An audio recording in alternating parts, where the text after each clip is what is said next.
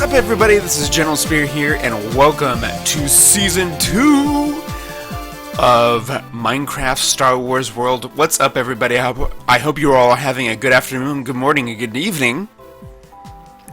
And, yeah, this season should be pretty fun. We're in a creative world mode, but not just anything is... We're not the only ones here. Check this out. That's right, we incorporated the Jedi Temple from the original world back in here, and God, this thing is glorious. It's absolutely amazing. But there's some things that I want to go over with you. There are a lot of changes that have been happening on my channel, as well as changes that have happened in the links in the description below that I post pretty much every episode. But I'm going to go over the stuff happening with this series first, and then we'll get right down to it.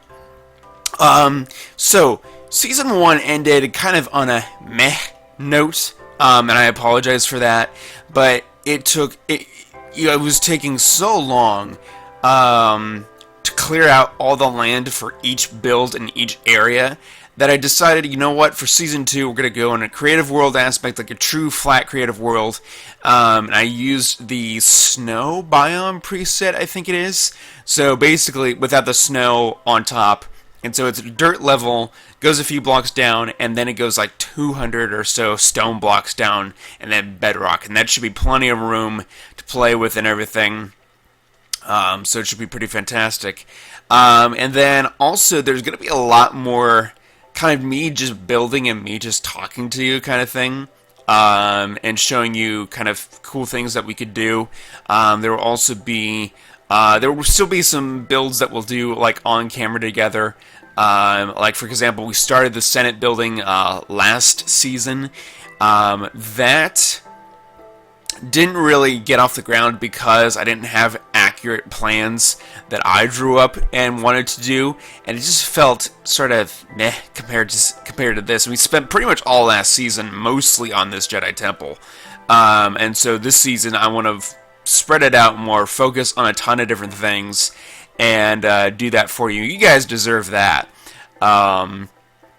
Because you guys are killing it. We're at 75 subscribers now, which is just absolutely amazing. And I never thought I would think about it this soon, but I have to think about pretty soon what the 100 subscriber episode is going to be like, what particular playlist is going to happen, and what's going to happen with that. And I do not know. So I'm psyched about that. You guys are leaving all the love and likes on every one of my videos. And I sure do appreciate that. So that's happening with this season, and we're just gonna have fun. So I'm going to continue building here and clearing out stuff, and I'll just talk to you about things while I do that. One of the things that that is a big change on not necessarily the channel. Well, actually, no. One of the other big changes on the channel is that Ark Survival Season 2 is also out. It was out earlier this morning, which is pretty fantastic.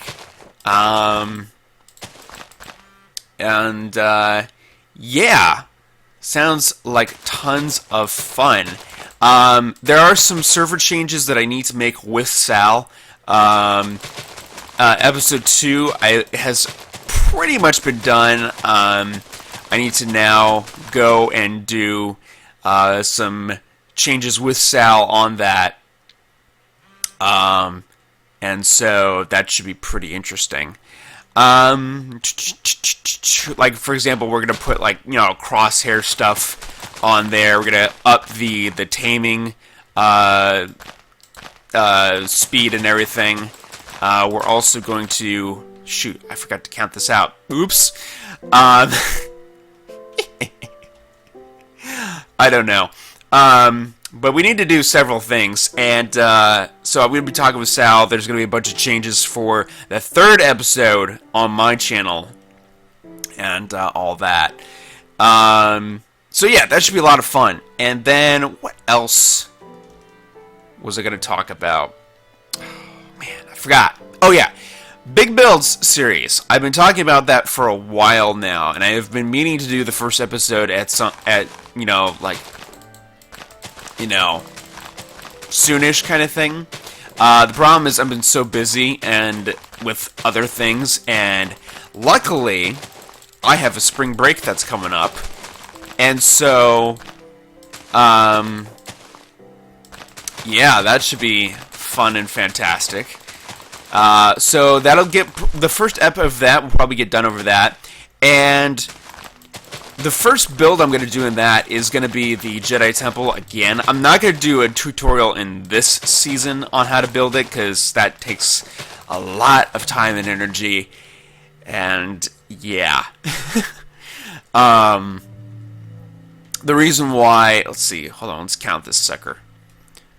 1, 2, 3, 4, 5, 6, 7, 8, 9, 10, 11, 12, 13, 14, 15, 16, 17, 18, 19, 20, 21, 22, 23, 24, 25, 26, 27, 28, 29, 30, 31, 32, 33, 34, 35, 36, 37, 38, 39, 40, 41, 42, 43, 44, 45, 46, 47, 48, 49, 50, 51, 52, 53, 54, 55, 56, 57, 58, 59, 60, 61, 62, 63, 64, 65, 66, 67, 68, 69, 70, 71, 72, 73, 74, 75, 76, 77, 78, 79, 80, 81, 82, 83, 84, 85, 86, 87,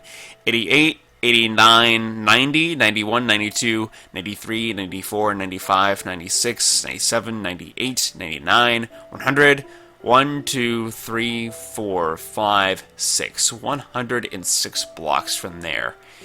Oi! I think I got it all. It's 106. I gotta write that down, because I will forget. 106. Beautiful. Okay. So, for those of you who don't know what this is the kind of the base around the Jedi Temple, like the base plate, if you will. It'll go all the way around, and it'll all be probably maybe like a sandstone, like a smooth sandstone kind of thing. We'll see what happens. Or something smoother than that. We'll see. I don't know. It might even be a half slab kind of dealio, which is totally possible. Let's go over the sandstone slab and see how that looks. So yeah, that'll be cool. The other thing, what was the other thing I was going to talk about? Big builds, that's right. Big builds. We're going to do that. I have a spring break coming up next week at the time of this video, and that's when we'll start the whole big builds process, which should be interesting. It should be a lot of fun. And like I said, like I was going with before I was interrupted by needing to count stuff. Basically, the episodes 4, 5, and no, not 4, 5, and 6. That's Star Wars episodes. Episodes 5, 6, and 7 of the Jedi Temple build. That was my first ever tutorial in Minecraft, and while I think I did pretty well, I know I can do better. And I was watching back all those episodes, and thinking to myself, what was I doing? So, because for some of the episodes, it is a little unclear as to the methods to my madness there, and so I'm gonna do a new build setup, which should be pretty, fantastic. And you guys deserve that. You guys deserve a new tutorial on that, because it is not clear for some instances of what I am doing for the build and everything. So I'm gonna do a new tutorial. It won't be exactly the same build as we got here, but it should be pretty close. There are going to be some changes and everything, and yeah, and hopefully we'll also work out the interior as well. Try to get an accurate representation of the interior over there. That would be pretty sweet. So yeah, the Death Star moon. There it is. So yeah, one of the other things too that I'm going to be bringing back are a lot of like Star Wars lore facts, because I started that in Season 1 and just never kept up with it. The Death Star, the Moon Death Star just reminded me of a lore fact that maybe a lot of people don't realize is, you know, was it the end of the war for, you know, the Rebel Alliance in season, in episode 6? Was it the end? And I gotta tell you, it was far from it. It was, you know, it was a constant battle, but, and a lot of people think, oh, well, if that's the case, you know, did the Empire keep fighting and whatnot? They did, but here's the thing. Not only did they lose the second Death Star, which was significantly larger than the first, they also lost basically the flagship of the entire Imperial Navy. Now, you gotta keep in mind the size of the Empire by the point of Episode 6. The Empire had already had billions of soldiers on the field. Not millions, but billions. And then millions of ships, you know, for their navy. Actually, it might have even been billions of ships and then trillions of soldiers. That actually makes more sense from the lore that I've heard. It's either billions of soldiers or trillions of soldiers, and then it's millions of ships or billions of ships. Either way, it's still a hectic number. But what made the battle at Endor so significant was that they lost a bunch of their upcoming admiralty and whatnot, and a huge number of the Empire's leadership and whatnot, just at that one battle. And so that was quite a crippling blow. I mean, they didn't just lose Vader and the Emperor, they lost a huge amount of their reigning admirals and generals and everything. And so they suffered a huge loss on a leadership scale. Not necessarily loss of numbers, but just the leadership component alone was significant. And so that, to the Empire, I mean, the Empire could still definitely crush the Rebellion just due to its size and strength. But the Rebellion showed the Empire that, you know, at that battle, saying, you know, we're not people to mess with. Basically, we've destroyed your leadership, basically, along with the next Death Star. And they did that too with the Ewoks, which is another incredible thing if you think about. Yeah, a lot of people think, oh, the Ewoks are so ugly and everything, and well, they are, but they aren't. They're kind of cute, but kind of ugly at the same time. They did that. They defeated the Empire with the help of the Ewoks, and I think that says to the Empire, you know, that, you know, we're really not people to mess with. I mean, you know, like, these rebels are, like, serious. And so that changed a lot of the mindset. What happened between episodes 6 and 7 as far as the fight goes, I don't know. Especially since a lot of the lore has been thrown out as far as Disney is concerned. And by the way, I call total BS on Disney's ability to make money off of a Star Wars film and have it be lore related. I call total BS in their ability not to do that. Because they totally can do that. I mean, considering that Star Wars is pretty much #1 in box office sales in the US and is, I think, #2 worldwide next to Avatar. I mean, I'm pretty sure if you slap Star Wars on a label or on a movie, you know, people are going to go see it, no matter what. So I think for Disney to say, oh, we're not going to make money off of a lore-related movie, I think that's total crap. Because it's Star Wars #1, and people are gonna go see it. So that's the important thing there that I think Disney needs to realize, is that people are gonna go see this no matter what, because it is Star Wars. Let me know what you think. I'd be interested to see what you guys think about that statement and what Disney has decided to do, and whatnot. And I'll admit, it's taken me a while for me to admit this publicly, but I am not 100% thrilled with the new addition to the saga of Star Wars.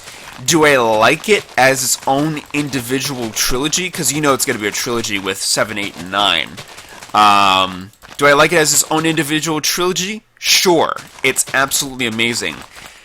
Graphics-wise, it's probably the best movie, like cinematography and everything, and visuals and whatnot. It's probably the best Star Wars movie on that sense, and I love the cast. I love Finn, I love Poe, I love Rey. Kylo Ren, I actually like a lot, because he's technically not a Sith Lord. People keep mixing that up. He's technically not a Sith Lord. He's a Sith agent, so hence why he gets frustrated when he can't find Rey or the droid. Or Skywalker even. So, there's that.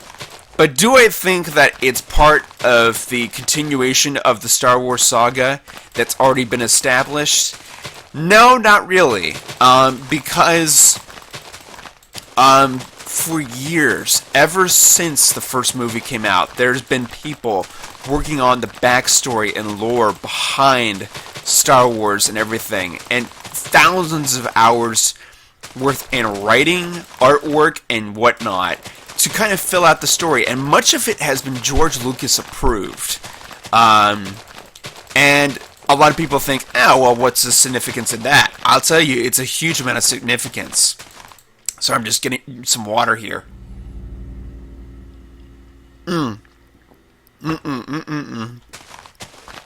Wonderful. So, it's a huge amount of significance on multiple fronts. One is the fact that Star Wars forever will be George Lucas's brainchild. I mean, we wouldn't have Star Wars without him. Second is that even before production of even before production of A New Hope, George Lucas had still a great vision for what Star Wars would be. And in a sense, I feel like Disney, at least for Episode 7, has kind of lost that aspect. Because it's about, you know, stories in space. And Disney has kind of just, you know, made a continuation on, you know, the Skywalker saga, which I'm all for, but at the same time, they completely messed with the lore that's already been established there. I think it personally would have been a much more interesting story if Disney had its own interpretation on, you know, Skywalker's wife, because he does take on a wife, and as we know from the original movies, you know, love or outside of the Jedi Order was forbidden. Yeah, like, you could get kicked out and removed basically your lightsaber, your uniform, and everything, if you were to marry. You know, and that's huge for the new Jedi Order, because then you were allowed to marry and whatnot. because you have the Grand Master, who is Luke Skywalker,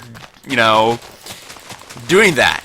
And then they also have a son, and here's the other thing. Kylo Ren's name, Ben. There actually is a Ben in the lore of Star Wars. However, it is not Han or Leia's kids that have the name. It is, in fact, Luke and Mara Jade Skywalker's child, who is named Ben. And that's after that Luke names his son Ben after the only other Ben he knew in his life, which was Ben Kenobi. Of course, we know him as Obi-Wan Kenobi and all that kind of stuff. And so there's that. And then the other interesting thing too is that Han and Leia don't just have one kid. I mean, it's not suggested at all, if they have more or not, but they don't just have one. They have three. They have a set of twins, Jason and Jaina Solo, and then they have a third kid who they name Anakin after their great grandfather. Jason eventually becomes a Jedi, but also at the end becomes a Dark Lord of the Sith. Like, he becomes a Sith Lord, not just an agent, but a Lord. And that's significant in multiple aspects. Jaina becomes a Jedi Master of the Order. And Anakin becomes not... He doesn't become Jedi or Sith, but he does fall to the dark side and goes along with his brother. And unfortunately is eventually killed by his brother. And whatnot. The other thing too is that the one person from the main cast that's supposed to die first is not Han. It's Chewbacca, unfortunately, that in the lore is supposed to die first, and he does so in a heroic event of trying to save Han's youngest son, Anakin, from all that. And that plays a huge role on the relationship between Han and his son. It also, changes the relationship of Han and pretty much Luke and Leia and everything. So, and it's a big blow to everybody because Chewbacca is freaking amazing. And he dies. He dies in an explosion that that basically is a sacrifice. He sacrifices himself to save both Han and Anakin, and it is a long time before Han and Anakin are able to reconcile with each other about what had happened, because it was kind of Anakin's fault from what I remember in the lore, and everything. So, and just the lore has compelling stories that could be made into movies, and yet Disney is not willing to go that route. However, there is a movie coming out this December. You guys know about it, Rogue One. That film, I am thoroughly convinced, is lore related, and let me explain why. Remember the game? Some of you may have played this. Remember the game Empire at War? Remember playing the Rebel side of that? For those of you who have played it, you know what I'm talking about. It's not just the Tantive 5. I theorize that it's not just the Tantive, not the 5, the Tantive 4 that goes and gets the Death Star plans. I am thoroughly convinced, that there is a squadron of fighters that secretly goes in and gets the Death Star plans. Because it's not just the Tantive 5, or 4. And if you remember in A New Hope, you remember at the beginning about how the Tantive 4 received transmissions that the Empire has picked up, that the Tantive 4 has received transmissions for them, containing the Death Star plans, and but I wonder from who, from what. So I don't think for one moment that this isn't going to be a lore related movie. I think they are going to have to go backwards in some of the lore. I mean, Disney's going to have to, in order to properly fill in the gap between for the events of the Death Star plans, because not a lot of people think about, the Rebel Alliance stealing the Death Star plans, yada yada yada. You got to realize that this is a huge operation. Like, this is even bigger than blowing up the Death Star. Like, these are the plans to the Empire's ultimate weapon. Do you think it's gonna be unguarded? No, it's gonna be the most guarded thing in the galaxy, and whatnot. And it's gonna be insane. It's gonna be huge, and all that kind of stuff. And I'm not sure I'm wild about the half slabs here. I may go with stone slabs and see how that looks. But we are about out of time, everybody, for the first ep. I hope you all enjoyed the episode. I thank you all very much for watching. We're going to get a lot done. I'm going to do a lot of off-camera work, get this all sorted out, and then we're going to work on some fun and fantastic stuff. I.e., lots and lots of building. Hence what we do in Minecraft, but this is going to be pretty spectacular. But thank you all for watching, guys. I hope you all enjoyed the episode. Thank you all very much for watching. Whee! Please hit that, Hulk smash that like button. Don't forget to comment in the comment section. If you're new, don't forget to hit subscribe. And as always, may the Force be ever in your favor. See ya!